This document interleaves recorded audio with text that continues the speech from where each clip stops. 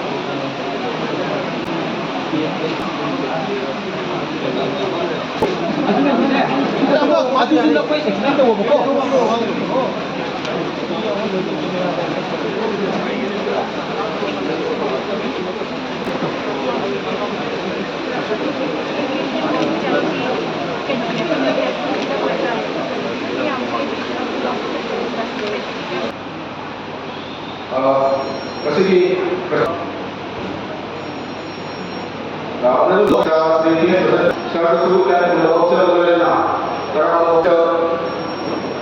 dokter Isabel adalah bagi stream guest 2 days mega face ada function bagi Lena, lagi kamu lagi bawa baik. Ada segi skill development saya isa mari hangre. Segi positif dan loin mama ko be absorb to kan owner moina book company itu dah moina create to jadi moi ki makana mo khaba ka bidro to je ngasi yang noi maya chu u da ba ko bisa sing na sing maya to ni ba fodar ni ba sita na de ko su yang ko honari e koi seven group maya linkatna deputy commissioner sing ko thanda lairiba department sing MOBC ki ko thanda tribal affairs ki ko thanda RDL PR ki ko thanda jaga pe ada koi is it even like therapy relief ke andar lairiba sing cha koi trainer thara ka moida hai kamaina process ko bodage kamaina banana chip kamaina sem bodage adagi potato chip kamaina sem bodage ko tere tawkan hujik product tu thokpa ho adu de beru edit tawkan even na koi mapa na thari discipline